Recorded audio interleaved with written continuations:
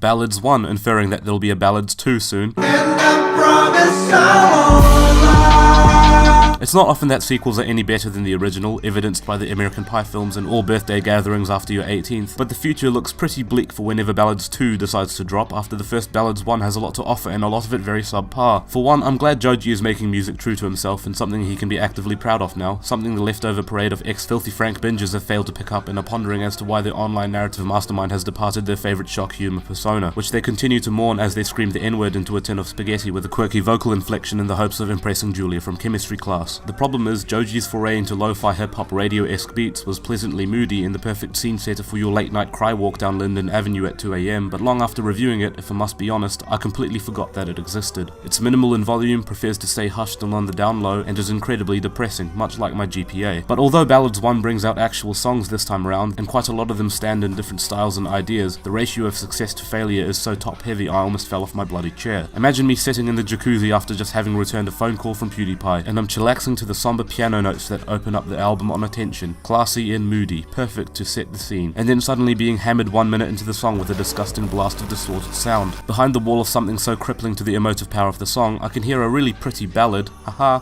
from Joji, but it becomes pretty clear that the sonic textures on this album are likely to be focused on edge rather than providing on giving us an actual song. Thankfully, the album pulls a brief U-turn and informs me sternly that it won't be heading down that street, at least not yet. Slow Dancing in the Dark is a prized song, something to be proud of writing and producing, and I think it is extremely good in the way that it shines and showcases Joji singing his words with a bit of power. Wahee, aha, power my boy. It's a song with the triumphant and cathartic passion of a wolf howling at the moon, but the rest of the album to follow has the tearing awkwardness and the lack of emotional clarity of a game of Chinese whispers played between two avid chain smokers on the Northern Express bus route. It's not even that this album couldn't have at least been carried by the semi-decent production that Bill's the sensitive and nocturnal mood is so clearly aiming for, but Joji enunciates his words as if he's just come back from getting his wisdom teeth removed, and just when I was going to defend that Joji's singing sounds best when impassioned, absolutely, Wanted You comes around the corner and cricket bats me in the testicles. Usually when you record a bad vocal take, you dispose of it, not stack 17 more of them on top of each other. Oh, but what about the abrasive noisy stuff, Ricky? You fiend for that kind of material. You must like Why Am I Still in LA, right? Sorry, what was that you said? I was struggling to hear your question over the sound of everything on that song peaking. I understand the artistic decision that was made there. I'm not blind to what Shlomo, DJ and Joji were making a ham-fisted attempt towards achieving with such an abrasive blast of emotive anger, with a dash of glockenspiel at the end for some reason to